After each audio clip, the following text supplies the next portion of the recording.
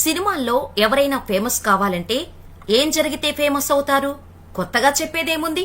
Heroines అయితే exposing చేయటమో, లేదా D glamour గా కనిపించటం, లేదా వరుస హిట్స్ తో మంచి సినిమాలు చేయటం వల్లనూ ఫేమస్ అవ్వచ్చు అని అంటారు. అంతేనా?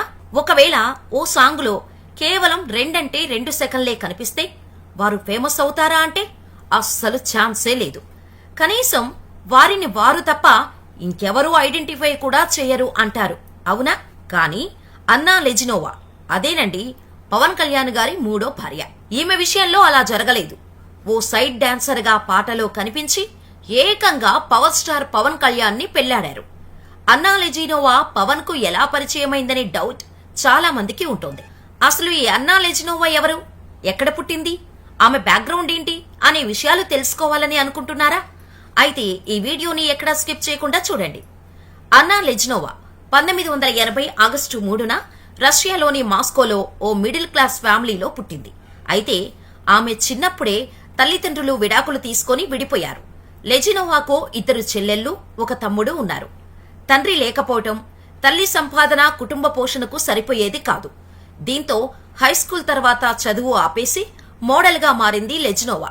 మోడలింగ్ చేస్తే 4 రాళ్లు సంపాదిస్తే తల్లి సంపాదనకు తన సంపాదన తోడవుతుందని, కుటుంబం హ్యాపీగా ఉండొచ్చు అని అనుకుంది. ఇలా మోడలింగ్ చేస్తుండగానే యాక్టింగ్ పై ఇంట్రెస్ట్ రావటంతో యాక్టింగ్ లో 6 నెలల పాటు ట్రైనింగ్ తీసుకుంది. ఆ తర్వాత మాస్కోలోని థియేటర్ ప్లేలో చిన్న చిన్న పాత్రలు చేసేది. ప్రపంచవ్యాప్తంగా ఏ దేశం నుంచి షూటింగ్స్ కోసం మాస్కోకి వెళ్లినా థియేటర్ ప్లేలో యాక్టింగ్ చేసేవాళ్లే ఆ సినిమాల్లో సైడ్ యాక్టర్స్ గా, డాన్సర్స్ గా కనిపించేవారు.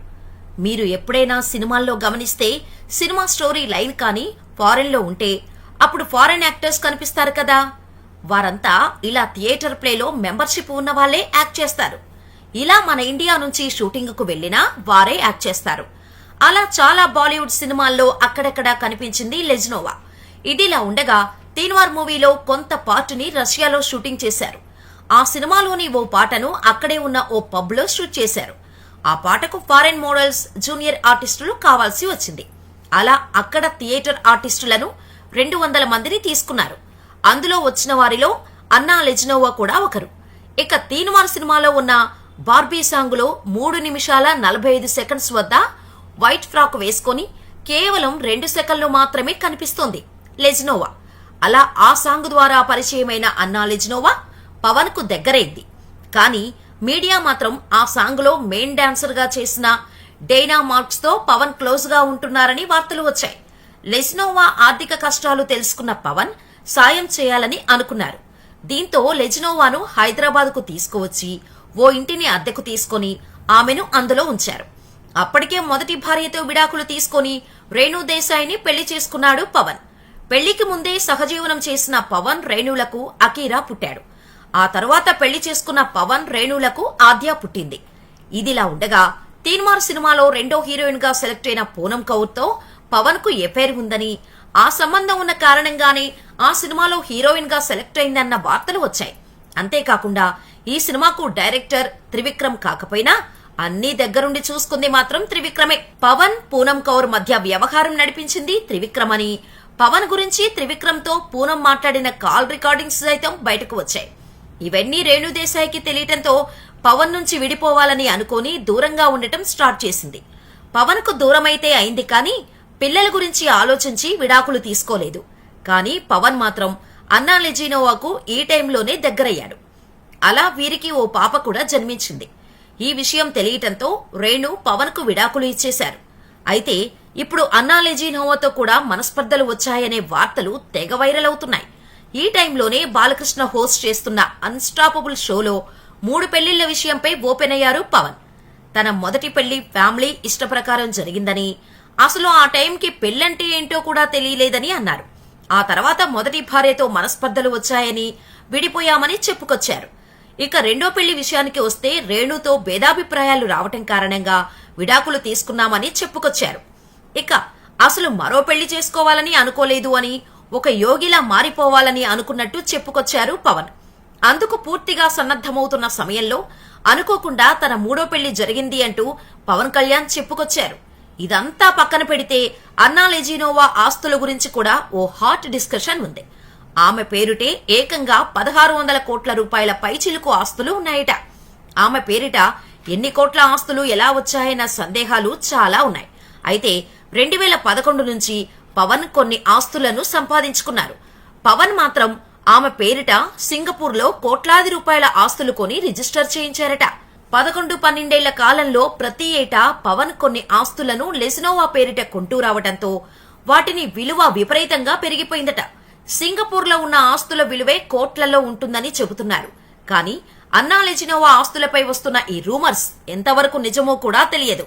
నిజంగా అంత ఆస్తి ఉందో లేదో కూడా ఎవరికీ తెలియదు. ఈ విషయాలపై పవన్ కూడా ఎప్పుడూ స్పందించలేదు.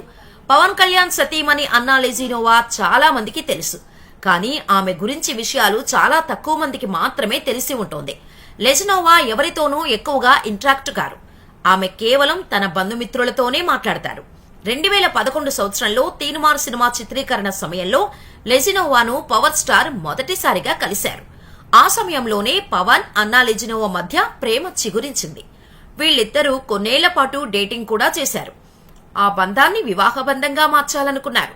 వెంటనే పవన్ తన రెండో భార్య రేణుదేశాయికి విడాకులు ఇచ్చి 2013 సెప్టెంబర్ 30న హైదరాబాద్లోని ఎర్రగడ్డ సబ్ రిజిస్ట్రార్ కార్యాలయంలో లెజినోవాను పెళ్లాడాడు పవర్ స్టార్. వీరిది మతాంతర వివాహం. పవన్ కళ్యాణ్ హిందువు కాగా అన్నా Lezhneva Christian. Special marriage act కింద వారి వివాహం జరిగింది. అప్పటి నుంచి అన్నా లెజినోవా రష్యా సంప్రదాయాన్ని పూర్తిగా వీడి భారతీయ మహిళగా మారిపోయింది. కాటన్ వస్త్రాలను ధరిస్తూ సాదాసీదా జీవితాన్ని గడుపుతూ అందరినీ ఆశ్చర్యపరిచింది. అయితే పెళ్లైన కొత్తలో లెజినోవా పవన్ తో కలిసి డిన్నర్ కు వెళ్లేది, కానీ ఎప్పుడూ కూడా పబ్లిక్ గా ఏ ఈవెంట్ కు వెళ్లిన సందర్భాలు లేవు. అంతేకాదు, లెజినోవా ఎక్కువగా ఎవరితోనూ కలవలేరు. సోషల్ మీడియాలో ఆమె ఎక్కడా ఫోటోలు అప్లోడ్ చేసిన దాఖలాలు కూడా లేవు. అయితే మొదటిసారి చిరంజీవి చిన్న కూతురు శ్రీజా పెళ్లిలో అన్నా లెజినోవా సంప్రదాయమైన భారతీయ వస్త్రధారణలో కనిపించి అందరినీ సర్ప్రైజ్ చేసింది. అన్నా లెజినోవాకు భారతీయ సంప్రదాయాల పట్ల పెద్దగా అవగాహన లేనప్పటికీ హిందూ సంప్రదాయాలు తెలుసుకొని పవన్ కళ్యాణ్ ఎన్నికల్లో విజయం సాధించిన తర్వాత పవన్ కి హారతి పడుతూ వీరతిలకం దిద్దుతూ అందరినీ ఆశ్చర్యపరిచారు. అంతేకాదు, ఎప్పుడైనా ఈవెంట్స్ వస్తే భారతీయ సంప్రదాయం ఉట్టిపడేలా చీరతో కనిపిస్తారు. ఇక పవన్ కళ్యాణ్ పిఠాపురంలో భారీ మెజారిటీతో గెలవటం, జనసేన 100% స్ట్రైక్ రేటు సాధించడంతో పవన్ కళ్యాణ్, అన్నా లెజినోవా, అకీరానందన్లు చిరంజీవి ఇంటికి వెళ్లారు. ఇక చిరంజీవి కనిపించగానే పవన్ కళ్యాణ్ చెప్పుల్ని వదిలేసి మెగాస్టార్ కాళ్ల మీద పడిపోయాడు. అన్న దగ్గర నుంచి ఆశీర్వాదాన్ని తీసుకున్నాడు. అన్నా లెజినోవా సైతం చిరంజీవికి పాదాభివందనం చేశారు. పవన్ కళ్యాణ్ తన అమ్మకు, వదినమ్మకు పాదాభివందనం చేసే సమయంలో చెప్పులు వదిలేశాడు. ఆ చెప్పుల్ని అన్నా లెజినోవా చేత్తో పట్టుకొని అలా వెనకాల నిల్చుండిపోయారు. ఆ సన్నివేశం చూసిన ప్రతి ఒక్కరూ వదినలాంటి భార్య ఉంటే ఏ భర్త ఓడిపోడు అని అంటున్నారు. అంతేకాదు, అభిమానులు అన్నా లెజినోవాను సోషల్ మీడియాలో ట్రెండ్ చేస్తున్నారు. ప్రతి క్రిస్టమస్ కు లెజినోవా పుట్టింటికి వెళతారని తెలుస్తోంది. అయితే పవన్ కళ్యాణ్ మూడో భార్య లెజినోవాకు కూడా విడాకులు ఇవ్వబోతున్నాడు అనే వార్తలు సోషల్ మీడియాలో హల్చల్ చేశాయి. లెజినోవా తన పిల్లలతో కలిసి సింగపూర్లో ఉంటుందని, అలాగే మెగా ఫ్యామిలీకి సంబంధించిన ఎలాంటి ఈవెంట్లో కూడా అన్నా లెజినోవా పాల్గొనకపోవడంతో నిజంగానే పవన్ కళ్యాణ్ అన్నా లెజినోవాను దూరం పెట్టాడు అంటూ వార్తలు గట్టిగా వినిపించాయి.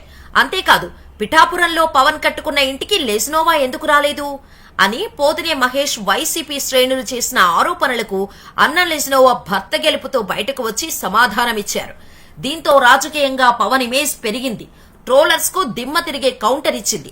ఈ సన్నివేశంతో పవన్ కళ్యాణ్ వ్యక్తిగత జీవితంపై జరుగుతున్న దుష్ప్రచారానికి ముగింపు పడింది.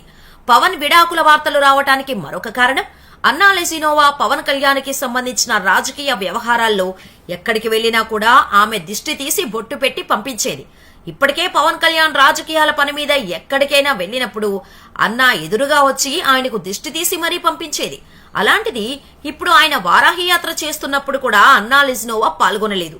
అంతేకాదు, గత కొద్ది రోజులుగా అసలు ఇండియాలోనే అన్నా లెజినోవా కనిపించకపోవడంతో వేణుస్వామి చెప్పినట్టు పవన్ కళ్యాణ్ మూడో భార్యకు కూడా విడాకులు ఇచ్చి 4వ పెళ్లి చేసుకోబోతున్నాడు కావచ్చు అంటూ వార్తలు జోరుగా వినిపించాయి.